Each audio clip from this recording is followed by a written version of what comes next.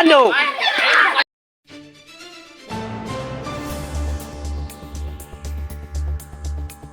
Mamak dan anak di wilayah hukum Polres Labuhan Batu kecewa terhadap kinerja penyidik yang belum menuntaskan perkara perusakan tanaman sawit sejak April dan penganiayaan bulan Juni lalu yang dilakukan oleh Dorasi nama panggilan pelaku.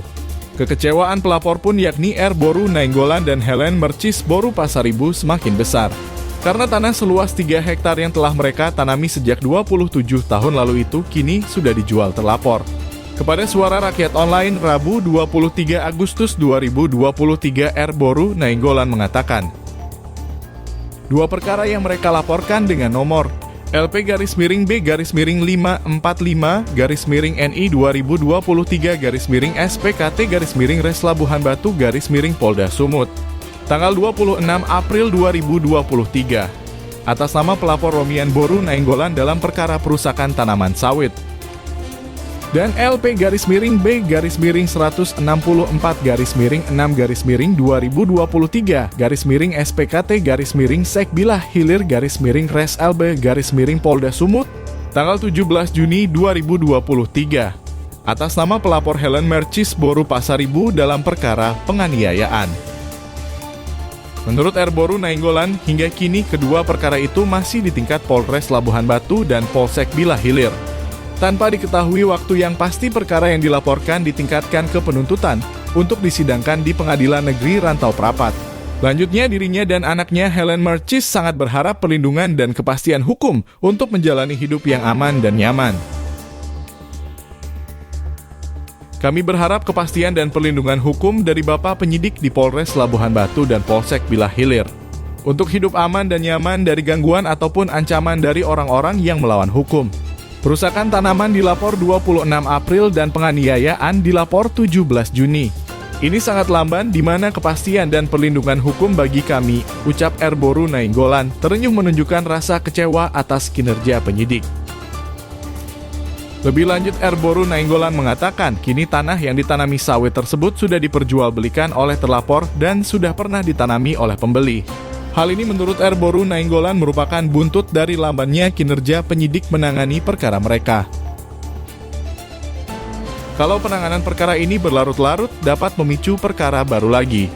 Kinerja penyidik akan semakin bertambah dan menumpuk. Bukti nyata karena lambannya penanganan perkara perusakan tanaman sawit yang dilaporkan 26 April, terlapor menganiaya pula anak saya Helen pada 17 Juni, tutur R. Boru Nainggolan. Terpisah, Beriman Panjaitan SHMH selaku kuasa hukum terlapor mengatakan perusakan tanaman sawit sudah berulang dilakukan dan kondisi sawit saat ini sudah mati. Saat sawit ditanam kembali, lanjut Beriman, para pelaku kembali merusak tanaman baru tersebut. Perbuatan pelaku sudah berulang terhadap ibu dan anak, merusak tanaman sawit dan menganiaya hanya dalam rentang waktu 2 bulan. Perkara penganiayaan dilaporkan ke Polsek Bilah Hilir tapi belum juga diproses. Penyidik juga sudah cek TKP dan melakukan pemeriksaan terhadap pelapor dan terlapor. Tapi belum melakukan gelar perkara hingga tersangka belum juga ditangkap. Terang Beriman. Kapolres Labuhan Batu AKBP James Hutajulu melalui Kasat Reskrim AKP Rusdi Marzuki dikonfirmasi melalui via WhatsApp mengaku akan memeriksa perkara tersebut. Kami cek yang di Polsek Bang, kata Rusdi Marzuki. Sementara penyidik Bribka Simon Sitorus menunggu keterangan penyidik pembantu karena masih ada kegiatan Zoom internal Polri.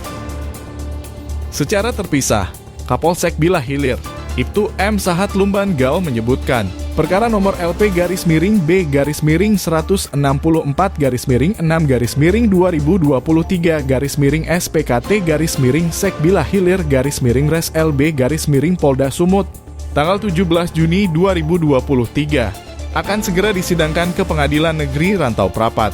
Sayangnya Kapolsek Bilah Hilir ini belum dapat memberikan kepastian waktu pengajuan ke pengadilan. Walaupun perkara tersebut menurutnya merupakan tindak pidana ringan yang sesuai KUHP penyidik selaku kuasa penuntut umum melakukan penuntutan di pengadilan. Ini perkara tipiring. Kita akan segera sidangkan di Pengadilan Negeri Rantau Prapat, kata M. Sahat Lumban Gaul via telepon WhatsApp.